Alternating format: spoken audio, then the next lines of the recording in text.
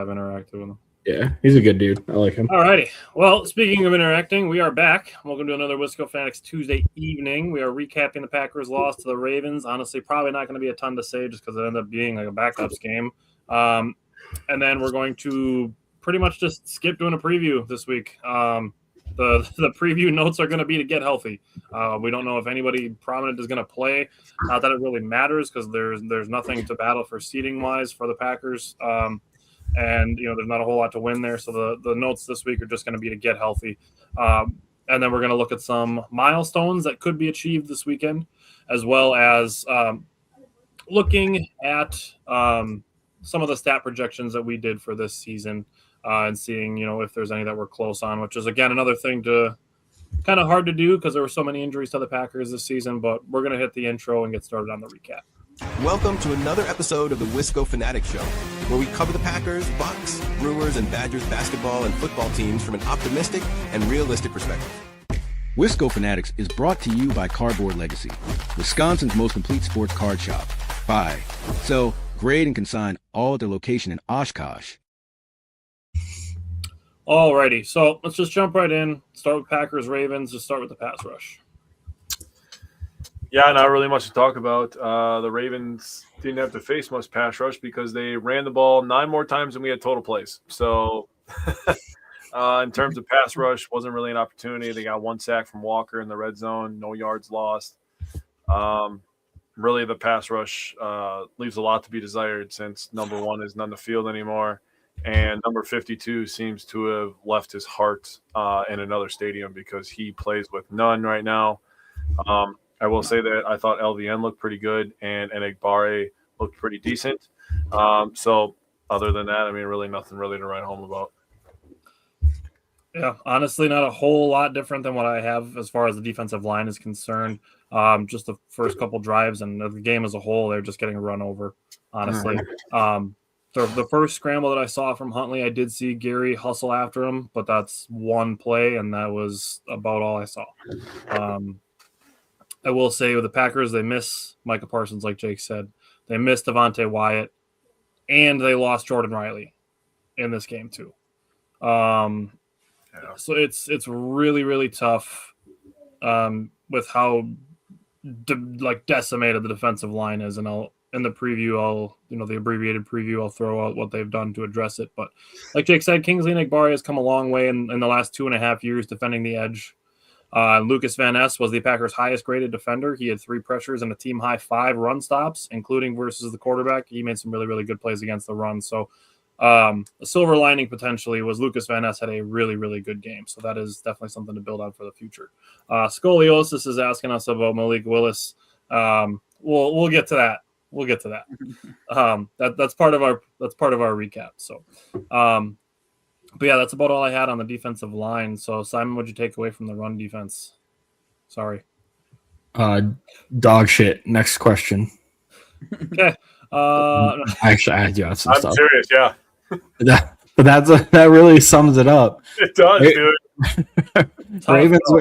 Ravens ran the ball 53 times for 307 yards. Yeah. That's 5.8 yards per carry. The defensive line looked pretty non-existent. Defensive line looked pretty non-existent. Linebackers couldn't contain the outside run. The Ravens had 192 yards after contact and forced 10 missed tackles. Bro, they had a higher yards per carry average than they had a per play average, like in total with passing included. Yeah, their runs average was higher. They passed for like 5.7 yards. 5.1 yards per pass. Excuse me. Yeah. This is exactly what didn't need to happen for us to win this game. And that's exactly what happened. It's just Derrick Henry. And love Derrick Henry, hell of a player. But that was really getting him angry sucked. That was the worst run defense I've seen since the 49ers playoff game where Raheem Mostert went for 200 and some yards and it was like all before contact or something. It was like 10 yards per attempt before contact or something insane like that. Yeah. Where we just could. What was the one I saw? Edgerrin Cooper's average depth of tackle was 12 yards down the field. Yeah, Blake Martinez game. Yeah, that's what I was. That's immediately where my mind. It was really bad. Brad said, "When's the Gary talk gonna start?" It's gonna start the day after the Packers are eliminated from the playoffs. Yeah. As far as our show, we basically Or said the day we after they won win the without Super Bowl. effort, and that's kind of where Whichever we're leaving it happens. for now. Or the day after they win the Super Bowl. That'd be sick Or the too. day after they win the Super Bowl. Yeah. And you can call us so crazy, but the Rams just lost to Atlanta Falcons on Monday Night Football. Like the NFC is open. The NFC is absolutely open. I'm still like The Niners look nasty though. Yeah, the Their Niners offense are like disgusting. absolutely on fire. And then Seattle's offense is I'm kind of hesitant nuts, because too. I feel like we just have too many injuries to overcome. We cannot get pressure on the quarterback. There's no more rushing with 4. We have to bring pressure every time. And because our cornerbacks, when you look at it, aren't good enough to stay on any of these wide receivers without pressure. So it's kind of really all run. It's really unfortunate. I thought this team was really, we're going to be really well. They are a really good team, but it's just too many injuries to overcome, in my opinion. But that being said, it's still wide open. We just seen an Atlanta Falcons team beat the Rams, so you never know. What do you feel about the linebackers? I mean, the fact that the running game did what they did, and what Simon just shared, I see PFF had them down for 11 missed tackles actually, so more than 10, one more than 10. But then when they're just not hitting the gaps, missing all these tackles, it was not good enough. I'm still getting frustrated watching Isaiah McDuffie try to cover in coverage. To be honest, one of the things I'm excited about this game is I want to see Tyron Hopper on the field a lot. I don't want to mean to jump ahead, but look, Isaiah McDuffie had a couple nice games. He's kind of like Keyshawn Nixon he'll make a couple nice plays. They're like, oh, he needs to be on the field all the time, and then ignore all the times that they're absolutely getting destroyed. So it's just, if Quay Walker and Edgerrin Cooper couldn't tackle, I would say we have a need for McDuffie on the field all the time, but that's not the case.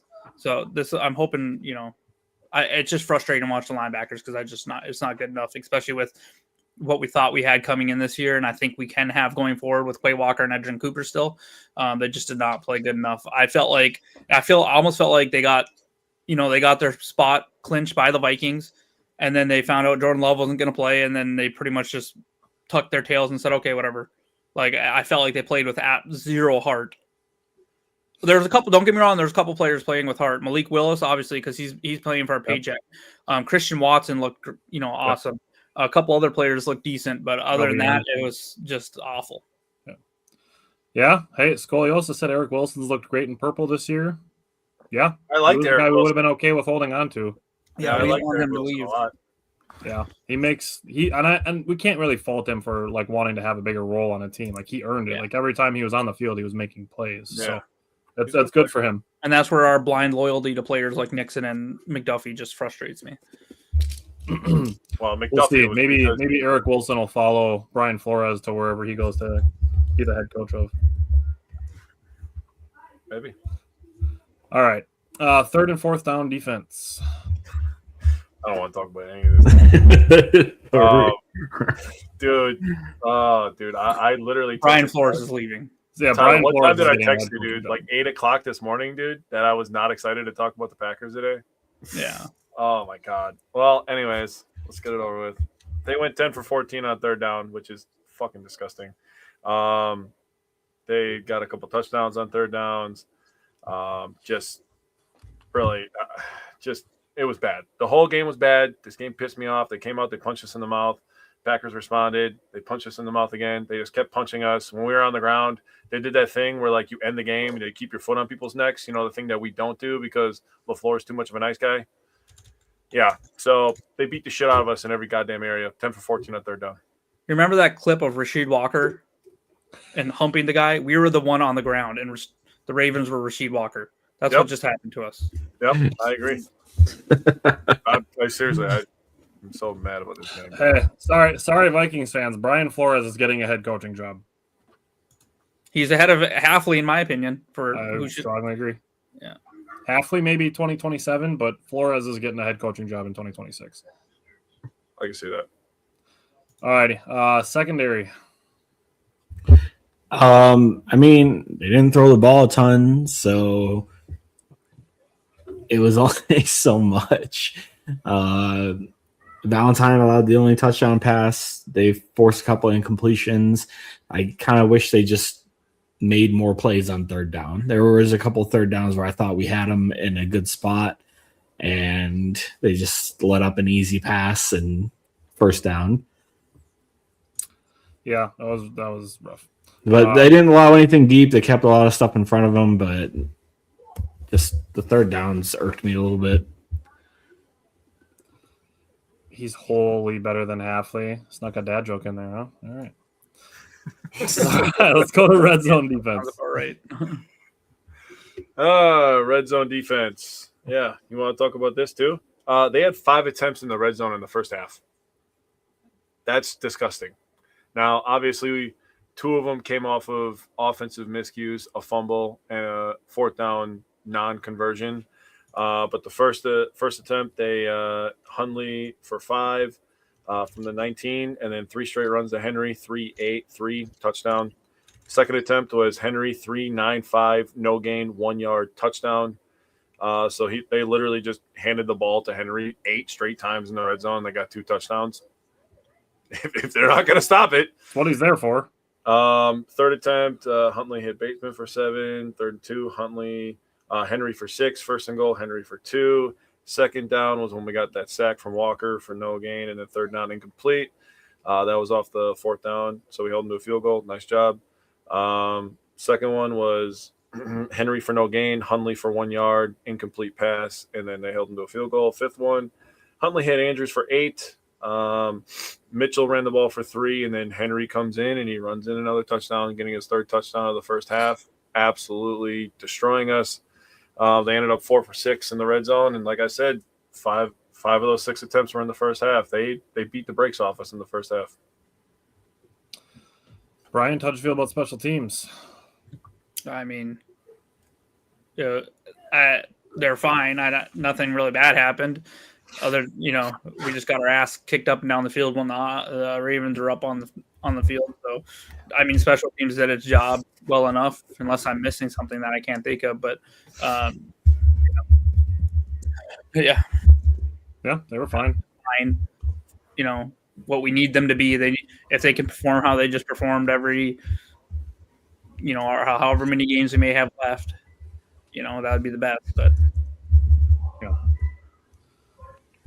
Oh, the Bears. Look at that. We got a Vikings fan and a Bears fan that comment on Packers Ravens week. All right. Yeah. Why didn't the Bears fans show up early in the season? You only show up now when you're winning? Front runner? All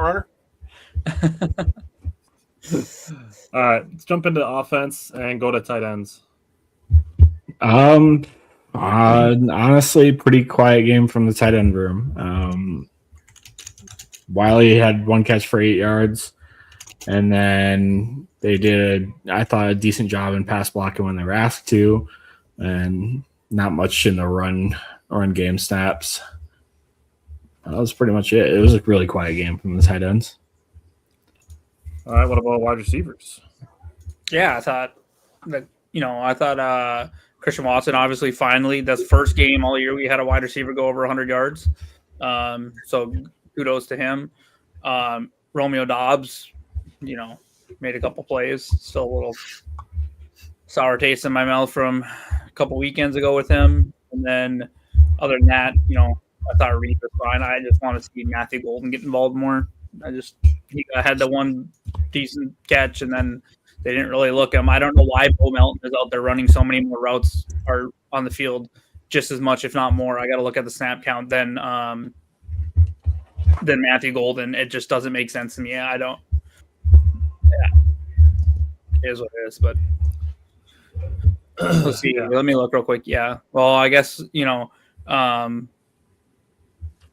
Bo Melton. I mean, Matthew Golden was on the field more than him, but he didn't get the targets really. So you're chucking the ball way down the field to Bo Melton, who I know made that nice deep catch, but I just feel like, if that's Matthew Golden, that might be a touchdown. You know what I mean? So I'd just like to see Matthew Golden on the field more. But other than that, it was fine. Nothing terrible from the wide receivers. We did have 3 drops credited against us, which isn't great, but overall, I thought it was Scoliosis said, usually if you don't hear anything about special teams, it means they did their job similar to the offensive line. That's definitely fair. Yeah, unfortunately. I agree, but I disagree. With the O-line, when they're running the ball like that, usually during the game, they talk about how good the O-line is blocking. So, I mean, they do talk about the O-line. It's not like they don't. Special teams, though, is more like cornerback. Well, I mean, like announcers, if they're giving credit to guys for blocking, but like if you hear a referee say an offensive lineman's name, it's not a good thing. Yeah, Bo Melton got more targets than Matthew Golden, and I don't think that should ever be the case. Sorry. I agree. Just to jump into the passing game distribution on that subject, I will say this, and this is a devil's advocate situation with Malik Willis being the backup, is primarily like working in practice and stuff is going to be with the backups. So what is Matthew Golden? Well, he's no. Fringe.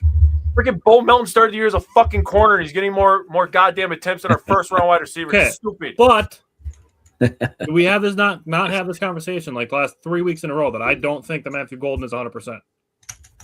I've been saying that for like 3 weeks. No, in the situation that we're in, losing 3 in a row, dude, barely scraping by, and Wicks isn't even finishing games. Bro, Wicks he's isn't a first-round wide yet. receiver. Yeah. Hey, I'm tired of the excuses. Yep. I'm just throwing out perspective. I know. I'm not mad at you. Potential. LaFleur pisses me off, dude. No, I'm mad at Tyler. It's directly his fault that Matthew Golden is not getting more snaps. Hey, what was it? Was it? They watched our show and they heard you say you weren't that big of a fan of him, and they're like, "Oh, Tyler doesn't like him, so we can't play him as much." But after I think it was before the Broncos game that I said he's earned more opportunity. Yeah, he's just not getting it, and he hasn't. You can see he's getting frustrated. You can watch him. There's a couple times he's wide open. There was one he was wide open. The ball doesn't get thrown to him. Another, you can see he's getting frustrated. And I can't blame him, to be honest. I don't want to be wide receiver, but I cannot blame him. Okay. I wasn't going to tell you guys this. Spoiler alert. I have a Matthew Golden thing when we get to later stuff. Okay. I have some numbers for you guys. Scoliosis said, let the rage flow. I agree with you. Why wouldn't you play Golden more? I think it's his health. If he's healthy enough to put the helmet on, he's fine. I think it's a combination of a few things. I don't think it's like, oh, he's not healthy, or I think there's a few guys ahead of him, and next year I think he'll get way more opportunities. There's been times where he's definitely miscued as well, and I think that's also part of it. Not all of it, but I care about this year.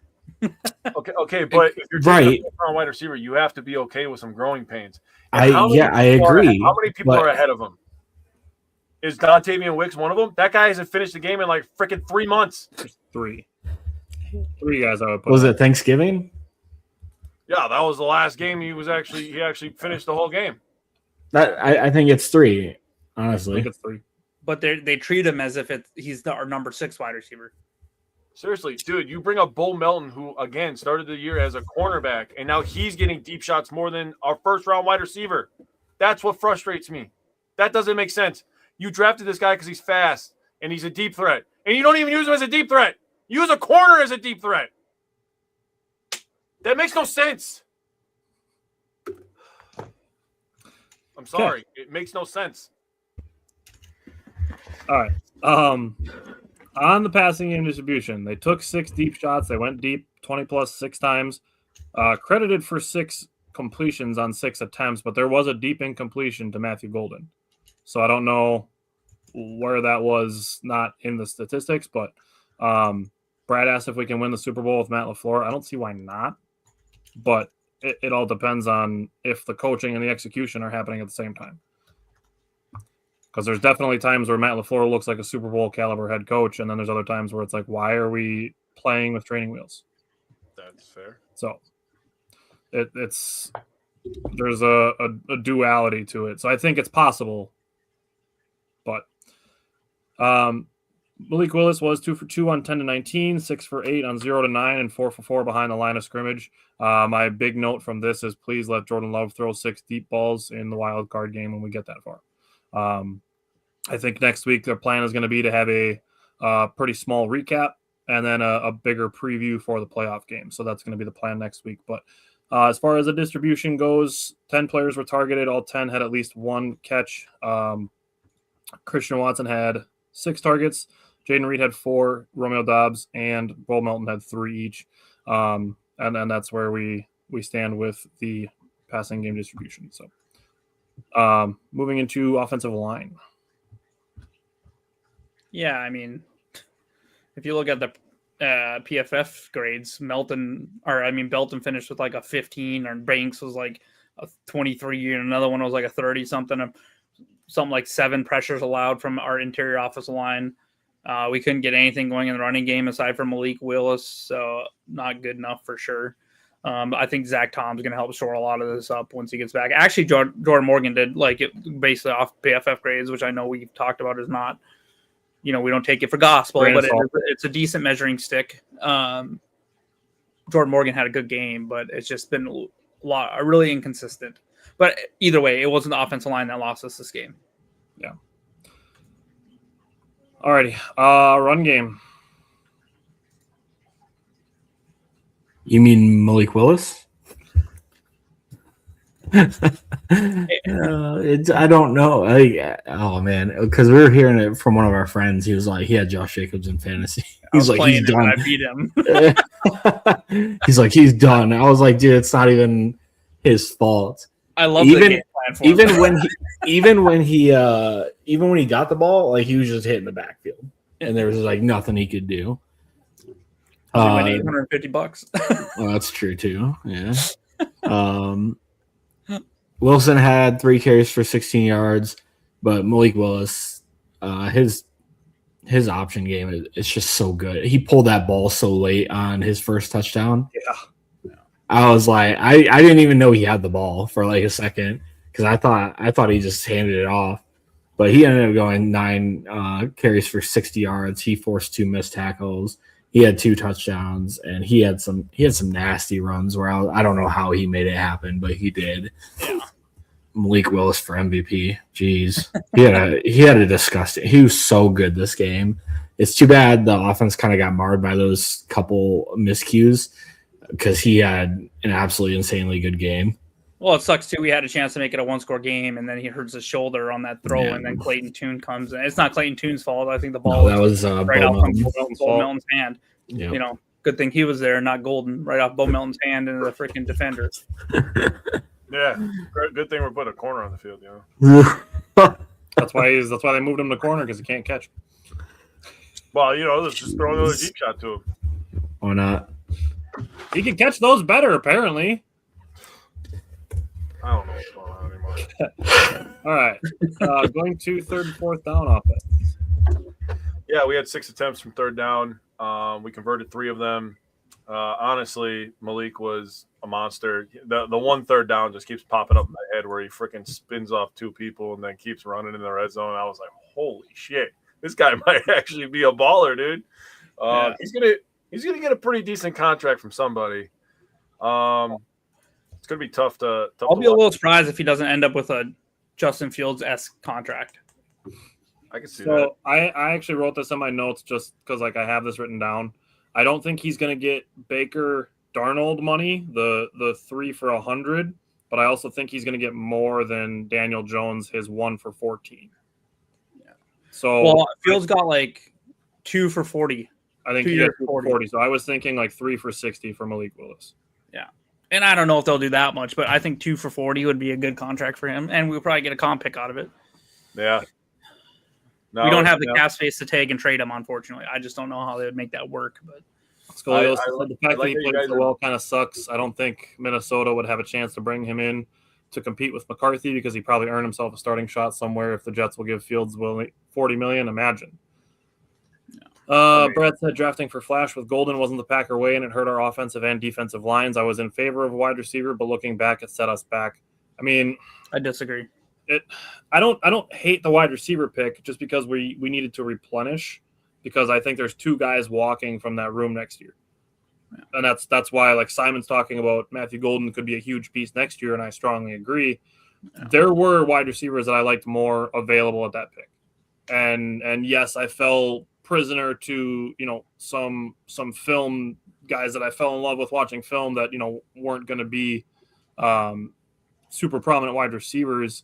And that's something for me to work on in January. But there were guys available when they picked Golden that I liked more than him, and that's just unfortunate that that's how it goes, that he's not getting a ton of opportunity because there are so many guys in that room this year. Yeah, and I like it. Emeka Egbuka is my favorite, and I was a little surprised Tampa Bay took him. I thought he was going to fall to us, and then Tampa Bay swaps in and swoops in and takes him, and he's been great too. But I'm not giving up on Matthew Golden. I think he'll be fine. It's just he's not getting the chances for whatever reason, and I think it comes back to the Packers. Matt LaFleur, to a fault, is overly loyal, in my opinion, to certain people that are hurting the team. Rich Bisaccia, Barry for an extra year. Isaiah McDuffie because he had him in college, shit like that. It's frustrating. Yep. All right. Red zone offense, not much to write home about. They were 1 for 2 this week, and really where we're at is the Packers are now down to 17th in the NFL in red zone touchdown percentage, 18% in their last 3 weeks. 4 weeks ago, they were number. We're number 1 or 2. You said 4 weeks ago, right? What's that? What were we 4 weeks ago? Number 2. Yeah. Yep. Just as far as coaching goes, as far as running, the deep play on the first play with 6 offensive linemen, I thought that was a brilliant play call to start the game off, followed by 2 penalties and then another deep shot for a touchdown. As far as the game goes, can't really start much better than that. Bryant was calling for timeouts when the Ravens were going down the field before halftime. I can agree to that. Once we were in a spot that we weren't going to be able to get points ourselves. So once it gets kind of like under a minute and it's like, okay, the Ravens still have all their timeouts and, we're probably not getting the ball back. I can agree with you that would be a good time to take some timeouts to give your defense a breather. Looking at time of possession, 40 minutes? God damn. Packers offense, give your defense a fucking rest. Stay on the field for a little while. And I get the first drive, they scored a deep touchdown. That's great. But, damn, some of the drives that they didn't sustain. And then just the Ravens just being able to run and run and run and run and run and take 30 seconds off every single play. 40 minutes of time of possession is absurd. Yeah. So, no Jordan Love this game. We had Malik Willis. I'm not putting Clayton Tune's name on here. If you guys want to say anything about Clayton Tune, you can. His first pass goes through a player's hands right for an interception. Just okay, cool. That's how you help out your third string guys. Drop a ball that hits you in the hands and let it go for an interception. So, Simon, what did you think about Malik Willis? I know you kind of said already a little bit of stuff, but what do you think about Malik Willis? You're muted. Okay. Bryant, what did you think of Malik Willis? Yeah, I thought he looked really good, and I thought he definitely earned himself some money this offseason. For the people that are saying, start Malik Willis over Jordan Love, just miss me with that. If you look at all the EPAs, everything, Jordan Love is still towards the top of the league. He's struggled with some injuries this year. Yeah, he's in inconsistency for sure. But I think that's a lot to do with the way this team is being coached to a certain degree and the way other people are being played to, not just on Jordan. But if you look at his QBR, he's still number 2 in the league. If you look at EPA added, he's right below May. He's played very well. So no, Malik Willis should not be the starter full time over Jordan Love. Nowhere. No GM in the NFL would take Malik Willis over Jordan Love. But that being said, I think if you build an offense around Malik Willis, like LaFleur has been able to do, then yeah, he can be a serviceable, good quarterback and make some amazing plays. And I think he's probably learned a lot sitting behind Jordan Love and in Matt LaFleur's offense the last 2 years. So I hope he turns around and makes a lot of money. And you know what? If he goes somewhere and it doesn't turn out because it's not the same type of, they're trying to put him into the office that they want instead of what he needs, then I think we would welcome back with open arms as a backup for Jordan. And, but yeah, I thought he played awesome. He made some really nice throws. Jake talked about a couple of the plays he made running the ball and the touchdowns. So it was almost, he looked a little bit like Michael Vick, and if I'm being 100% honest, someone I can just absolutely like that throw to Christian Watson for that touchdown. That's an absolute seed right up the seam. I'm happy for him. He's going to have a tough game. Hopefully it doesn't damage his his draft cap, or I mean his offseason capital too much, because Minnesota is not going to be an easy team to play against for him defensively, especially if we have a bunch of backups in there with him. But I thought he played great, and I'm excited to see Love back, and I think Love gives us the best chance to succeed going forward. Everyone's saying that Love never uses his legs, just ignores the fact that he ran for a huge first down against Chicago before he got injured. Yeah,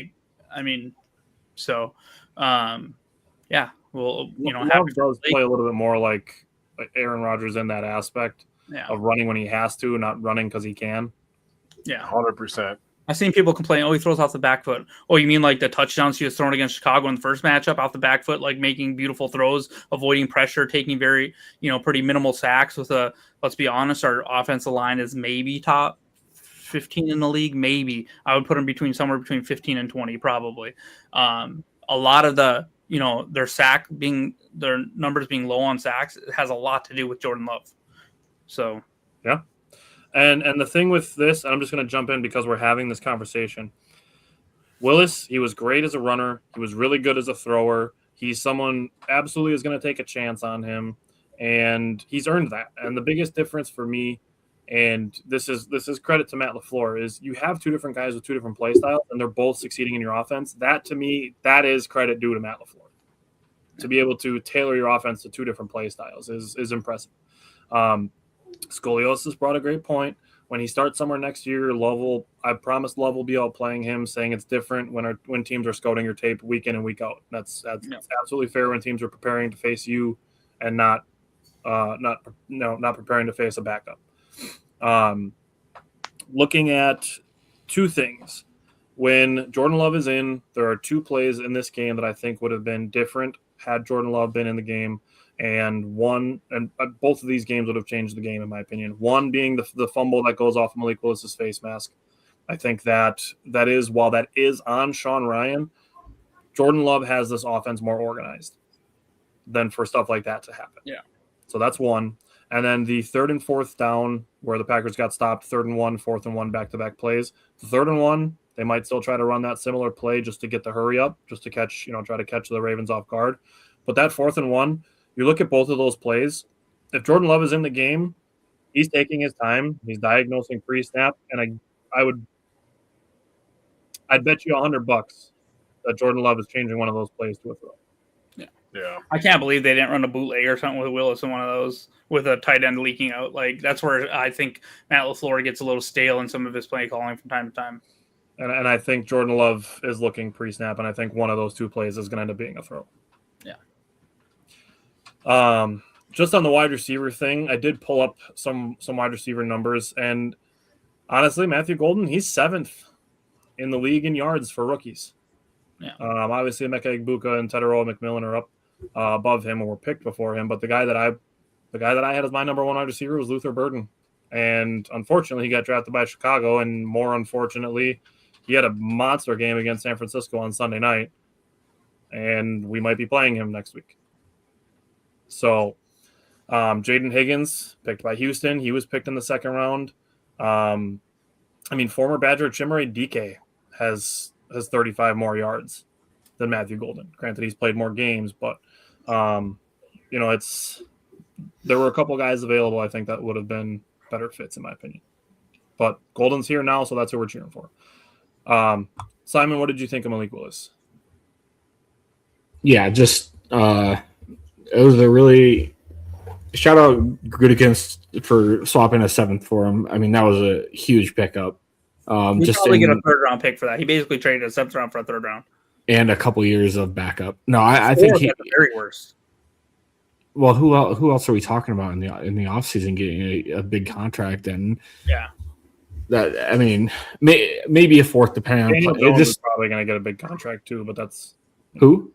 Daniel Jones. He's probably going to get a contract because he's on a 1-year deal. But I think his contract's going to be small because he's coming off a injury. Yeah, like smaller at least. And someone might give him a chance, but I think he's going to go back to Indy. And they're going to give him a contract. Well, I don't know. I guess it kind of depends on what the GM thinks too. But I think Malik's going to get a huge contract. I think it's well deserved. I think he's shown the league that whatever Tennessee had going down in their dumpster fire of a franchise is not the player that he is. And a shout out Matt LaFleur too for developing him, or Sean Mannion. Those guys did an incredible job preparing him to play every single week that he's been called upon. And this week he was an absolute baller this week. I wish the offense didn't have those miscues. I think it would have been like toe to toe with the Ravens at least. I mean, defense is what it is, but that I think our offense could have went toe to toe like score for score with them the whole game, and I think we just ended up getting too far behind, and he got injured obviously. But Malik played a hell of a game, and I'm really happy for him. He's a super humble guy. I know everyone's seen that video of him surface where he was outside the combine giving his shoes and stuff to a homeless man. I think that just kind of speaks to the volume of character that he has. I hope wherever he goes, he just absolutely succeeds. I'll be rooting for him. Yep. Yeah. 100%. Jake, what did you? Scoliosis asked if Jones will be ready to start the season. I mean, maybe. But even for a quarterback, like week 8? Yeah, torn Achilles. Torn Achilles. Oh, maybe it was later than that. I guess it almost takes a I year. They were like 8-1 when it happened, or did they start 8-1? It was like week 8 or week 9. But yeah, like look at other quarterbacks. Yes, I get Kirk Cousins and Aaron Rodgers are both older, but they didn't really get back to kind of who they were a little bit till at least another full year after the fact. So I mean, Kirk Cousins is playing fine for Atlanta, and Aaron Rodgers, I would say, is playing fine for Pittsburgh too. But Rodgers was good last year too. Yeah, it's with Achilles, like it's a tricky one for sure. Yeah. And when you think about it, Daniel Jones does a lot of running. He does, as a quarterback, and he's not going to be able to do that right away starting next year. So we'll see what kind of contract he gets. Jake, what did you take away from Malik Willis? Oh, you mean the future Raiders quarterback? What do you mean? He's going to be a Cardinal. Raiders. I think that he did a really nice job playing on time. Did a really nice job using his legs because he could. I loved how you phrased that before.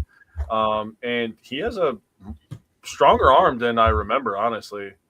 Those throws that they – and people don't take this into account when they're talking about Jordan Love too, but those throws when you're on the opposite hash mark and you're throwing those out routes all the way to the out of bounds, like that's a far throw, dude. That's like a 20-some yard throw, and you have a split second to throw that and get it in there, fit it in that small window. So he did a really nice job. He was really good. He earned himself a lot of money on Saturday night. If nothing else came out of this, LVN played good, and Malik earned himself a bag. Yeah, and the last thing I'll say before we get into the preview stuff, and Brian brought up that Christian Watson played really well. Brian Gutekunst is going to look like a fucking savant next year for Christian Watson making $13.5 million. Dude. They might need to look at extending him before, I would strongly consider it. Yeah, absolutely. I would too. Yep. Romeo Dobbs is pretty much, in my opinion, is gone. Yeah, he's gone. I think Dontavian Wicks could be a trade piece. I mean, so. Yep. And then you roll next year with Christian Watson, Jaden Reed, and Matthew Golden. I'm down for that. The other thing that I'll say, kind of just let's use this as a transition piece, and we'll just go into the offense. As far as wide receivers go, and this is a little more future than just week 18, I said this to you guys. I've said it in some other group chats. I would like to see the Packers bring in, it doesn't have to be a big name. I would like a veteran that can stay healthy so that we don't have to force Bull Melton into so many situations. Like I said, I don't care if it's a big name, but a guy who is known for being like an Iron Man, a stay healthy kind of guy. Like the Patriots bringing in like Mac Hollins, like a guy like that. It doesn't, like I said, it doesn't have to be a big name, just a sturdy veteran to be our wide receiver 5 next year. That's what I want for the Packers offense. Other than that, as far as week 18 goes, my thoughts for offense and defense are going to be to get healthy. Brian, I'll give you a chance. Is there anything you're looking for from offense this week? Yeah, I mean, I'm excited to see. We might see a little bit of more, some of these more depth line offensive linemen. I want to see, if they can play a little bit better. See if we have anything, in those bottom 3 players. it's Glover that didn't get hurt, right? Glover's still healthy. I wouldn't mind seeing him play some snaps. And then I want to see Matthew Golden hopefully get a lot more targets. For the offense, if Jordan Love plays, then I want to see Christian Watson and stuff on the field, however long Jordan Love is. If maybe 2 drives, if they can go 2 drives and get a touchdown out of one of those, I say you pull Jordan and you get Christian Watson, get Jacobs, get everyone off the field. There's no we kind of cashed it in this last weekend for a chance at a second round or overall second seed, unfortunately. So our third seed, but I would say use it mostly as a preseason game number 2 if you're going to play him. If you don't play him, that's fine. The one thing I do want to say, and this isn't necessarily offense, I don't know that it feels great if we lose this game going into the the postseason with 4 straight losses, and God forbid we lose week 1 in the playoffs. That's 5 straight losses. Last year we lost our last 2 games, and then we lost our first week of the playoffs. That's a trend that's not great. So if Bosmer plays this week, hopefully we can somehow find a way to beat the Vikings, but their defense is disgusting. So we'll see what happens, but and I'm just excited to see what Malik Willis can do against the top defense with not the top talent. So but Reed, Watson, Jacobs, Tom, Jordan Love really should not play all that much. Scoliosis asks if Michael Wilson's a free agent after next year. That's a fantastic option. We're not going to be able to be a free agent until 2027. But that's a great example. Yeah. So if he was a free agent, he's about to get, and he's been the best wide receiver in the NFL in like the last 7 weeks. Yeah, he's been a baller. I mean, guys like Tutu Atwell, Hollywood Brown, Juwan Jennings, Greg Dortch. What do you guys think? Josh Reynolds and Tim Patrick could be some guys. Zay Jones, maybe. What if the Niners let go of Brandon Ayuk? Would you guys be interested at all? Depends on how much money he wants. Well, he can't be expecting much after whatever's gone on in the last couple of years in San Francisco for him. He's got a lot of guaranteed from them. The health issue, I can't do it. Well, he has no guaranteed left because they voided it because of all the meetings and whatever. Yeah. I mean, I'm not saying we take on his contract, but if they let him go and he wants a reset somewhere, I wouldn't be opposed to that. I want somebody healthy that's available. Should one of our top guys be hurt? I assume he's going to be healthy going into next year, though. I have a hard time trusting it, I guess, is where I'm at with it. Juwan Jennings would be a fun pickup too, but Juwan Jennings is a much better. He's gonna be too expensive. I think San Francisco holds on to him. I think they kind of have to with how Debo and Ayuk have gone. I agree. All right, Jake, is there anything you're looking for from the Packers offense? Just lots of reps for Jordan Morgan out at whatever position they want to put him at this week. Same with Belton. I'd go full youth movement. I'd sit everybody, whatever. And if Matthew Golden leaves this game with less than 10 targets, we're going to have some issues. 10's a lot. I'll say 5. He has 10 in the last 9 weeks. Give me one game where you force feed the guy. Yeah. I'll meet you at 6. No. He's 14. Dude, if you're just gonna go full youth movement, just force feed the guy. Let's see what he can do. Yeah. Maybe you know what? You know what's crazy? Maybe they can use Savion as a wide receiver too, instead of just a guy that just runs around in the backfield. Now you're speaking. Yeah. Yeah. I'm with you on that one. Okay, Simon, is there anything specific you're looking to see from the offense? Nope. I really, honestly, I'll watch the game, but I don't really go a crap about it. This will be a game I'll actually be able to relax. I don't care what happens. I don't think he's going to play this week, but they brought back a familiar guy, and maybe if anything, he can give you a little bit of intel on Chicago if that's who we end up playing in the first round of the playoffs. But just a familiar guy to bring into an absolutely just decimated defensive line room. But other than that, Brian, is there anything you're looking for from the defense? Yeah, I'm just excited to see youth. Hopefully Colin Oliver can get on the field. That'll be fun to watch. Hopefully, a lot of Tyron Hopper, maybe even some, Katana Ladapo, some players like that, just to see if anyone can make some plays. Jake, is anybody anything defensively you're looking for? Maybe some effort, because that effort on Saturday night was freaking dog crap. Tyler heard me say this already. It's going to be going. It went live already today on the radio, but pretty weird how is the only human being on America saying that the Packers should trade for a defensive tackle when everybody was saying should have been a corner. Look at our run defense now. Should have traded for a defensive tackle. That's all I gotta say.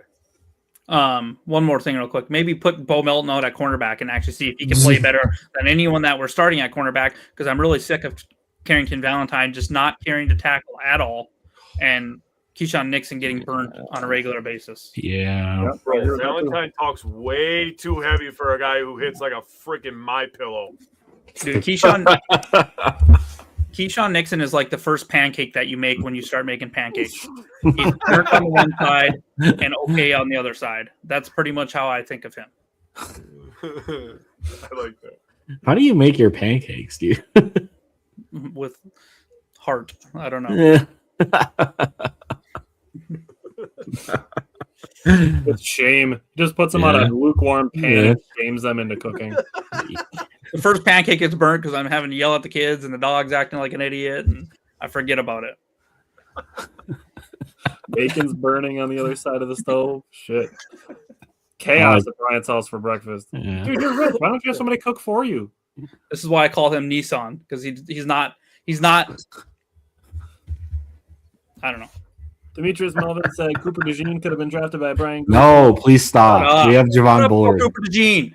And Tom Bullard could have been, and Tom Brady could have been drafted by everybody 6 times. You could go back and look at every draft and see this and sit there and say that crap the whole time.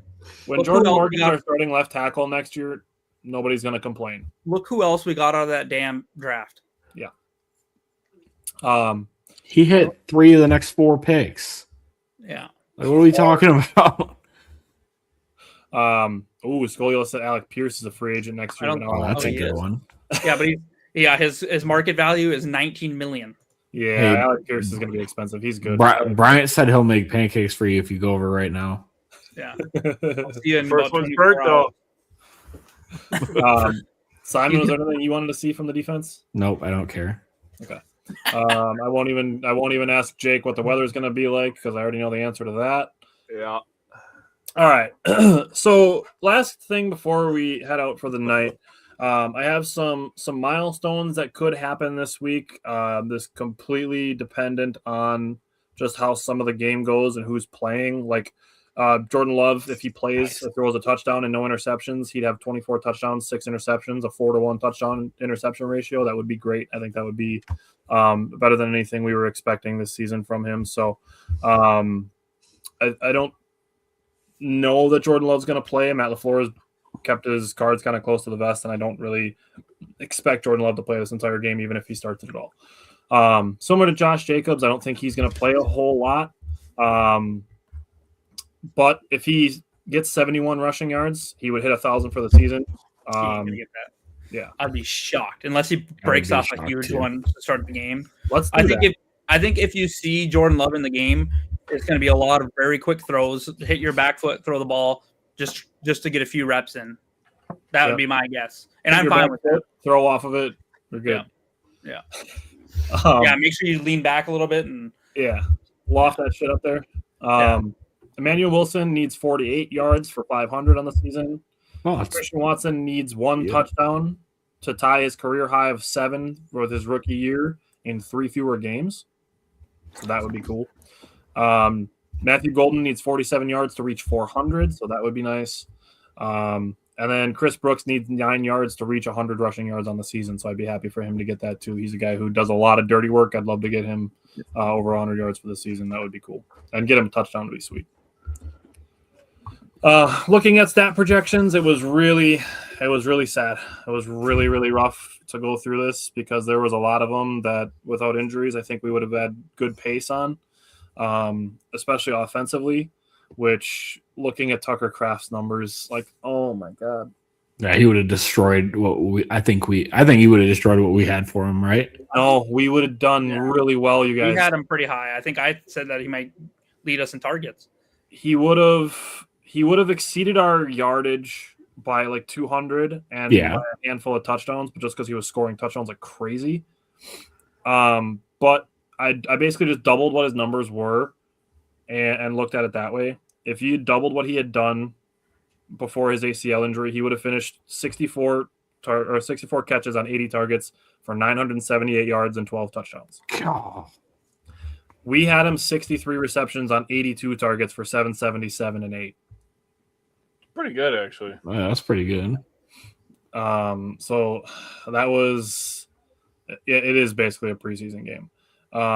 It was really, really sad to see that and be like, wow, we actually would have been pretty close on Tucker Kraft. And obviously, like there's a little bit of touchdown regression that could have happened in the second half of the season. And, we would have been really, really close. Or progression. Melvin said Parsons and Wyatt being out is allowing the secondary to be exposed. That is absolutely 100% Part of it, Josh Jacobs, his receiving numbers, he's 36 on 43, 36 receptions, 43 targets for 282 yards and a touchdown. We had 38 catches on 47 targets for 348 and 2 touchdowns. Wow. So if he wasn't banged up, we would have been pretty good on his numbers as well.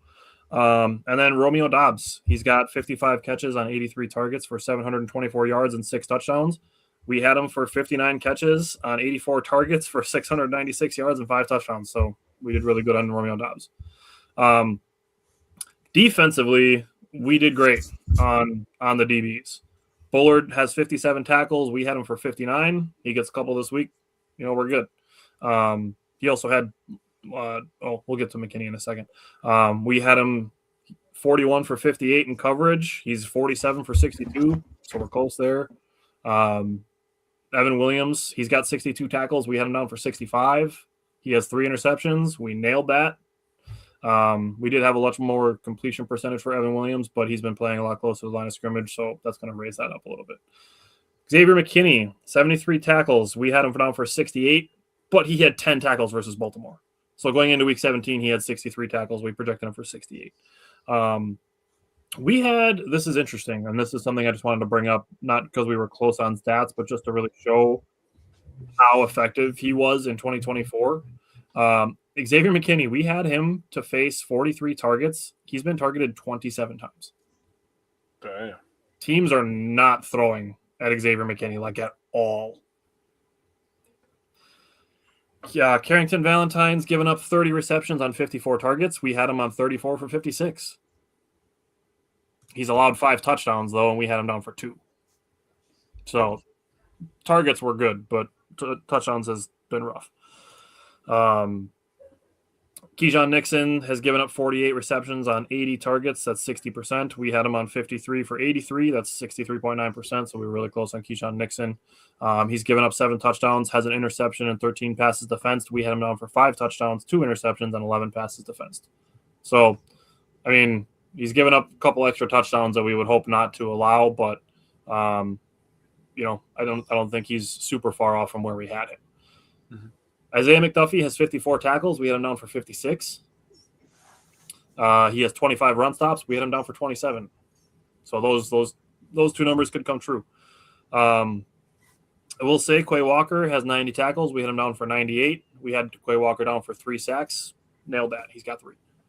Rashawn Gary has 54 pressures. We had him down for 56. Other than that, we had him for 20 tackles, plus 20 tackles from where he's at, plus 2.5 sacks from where he's at, and plus 8 run stops from where he's at. So I think that just really kind of goes to show that we've had kind of a disappointing season from Rashawn Gary. Very. Yeah. So last thing, I didn't tell the guys that I had this, but I kind of spoiler alerted it a little bit. I compared Matthew Golden's numbers to Javon Walker's. Because there's a big deal about, it's the first wide receiver we've drafted since Javon Walker. It's the first wide receiver in 20-some years. So I looked at the numbers and compared them. And Matthew Golden has played 13 games this year. Javon Walker played 15 games in his rookie season. Matthew Golden has 28 receptions on 41 targets for 353 yards and, unfortunately, no touchdowns. Javon Walker had 23 receptions on 50 targets for 319 yards and 1 touchdown. Wow. Did he turn out to be okay? He turned out to be okay. Just listen to his targets the following years after that. Year 2, he had 74 targets. Year 3, he had 144 targets. Damn. Year 4, he was hurt. And year 5, he had 126 targets with Denver. He's And the I'm sole not reason saying that I that- lost to Simon in fantasy football because he's the reason I started playing fantasy football. I'm serious, dude. He was my fucking password my first year playing fantasy football. Oh yeah. Javon Walker, dude. So if Matthew Golden goes from 45 to 74 to 144, which I don't expect that big of a jump, but if he goes from 45 targets this year to 75 targets next year to 100 targets in year 3, I don't think anybody's going to look back and be like, wow, they did him so dirty in year 1.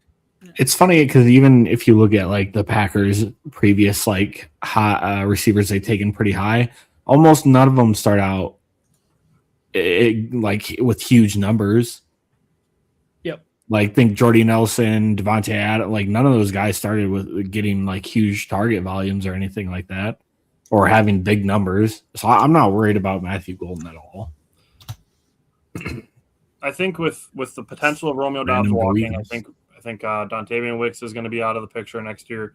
I think the big 3 that we're going to roll with as far as wide receivers is going to be Christian Watson, Jaden Reed, and Matthew Golden next Yeah, season. Devontae Adams had in his first season, he had 38 receptions, but he got 66 targets for only 446 yards. So it's not like Golden is way crazy behind that. And actually, Devontae didn't have a good second year, and people are crazy and saying, cut him, and then he exploded. Like, people just need to chill out a little bit. It's a random go Eagles. Yeah, Devontae Adams, with what the year he's had with, I think he might have found himself into the Hall of Fame. I think he has a chance. Yeah. I think he plays again next year. Yeah, because he looked good this year. He had a good year. Dude, he's got like 12 touchdowns this year, and he's played like 12 games. 14. Jeez. 14 touchdowns. I think he leads the league in touchdowns. Jordy Nelson's rookie year, he had 33 catches on 54 targets. What about Cobb? Randall Cobb. Randall Cobb's rookie year, he had 25 catches on 31 targets. Yeah. That's, I think people just that's the one. Just catching everything. yeah, the legendary Ty Montgomery. What about Jamon Moore? I'm not looking at one up. Jamon Moore. He got cut in the preseason. He didn't even make the team. So, pump the Trevor brakes a little Davis. bit on the Matthew Golden. Needs to have all of this stuff because he was drafted as a first rounder. It doesn't promise anything, and we've said this with a bunch of things. Like, it was a room that needs to be replenished because there's going to be guys vacating the wide receiver room in the near future. So, we think Matthew Golden's going to be in spot for a big year next year. But alrighty, like I said, this week is pretty inconsequential for the Packers. So next week we're going to have a pretty minimal recap, but we will do a pretty extensive preview for Packers and probably Bears game 3 this season. So we'll see if maybe Do you guys care whether it's do you guys have a preference whether it's the Bears or the Eagles? I don't care. I I'd like to beat the Bears because that would be fun. Because I would love to see a situation where the Packers get to beat Chicago, and then we get a second Wisconsin beating Chicago team in the playoffs. Back-to-back sports with the Brewers knocking out the Cubs in baseball earlier, and then I would love to see the Bucks get a chance to knock the Bulls out of the playoffs in the NBA as well, and just really give Chicago a 3 middle finger little brother salute. That would be good for the Jellies. That would feel good. Yeah. I think that if they play the Eagles, I think the Eagles are starting to find themselves a little bit. I think they'll run all over us with Saquon. I think they actually have a chance against the Bears. Yeah. I actually believe that. Oh well, I mean, it took an epic meltdown for us to lose in Chicago a couple weeks ago. So I 100% agree, and that's with the team we essentially have now. We didn't have Micah in that game.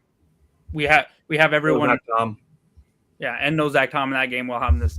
And lost Jordan Love pretty early. So, and Josh Jacobs. So we'll be back next week with an abbreviated recap and a pretty extensive preview. So we'll find out who the opponent is, and we'll be back.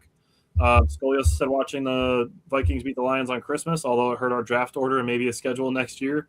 I wouldn't trade it for anything. Fuck the Lions, got swept. Hell yeah. Lions came back down to earth real fast. Their Super Bowl window closed real quick. So that's definitely something we can agree on. So, alrighty, go Pack, go, and we'll see you guys next week.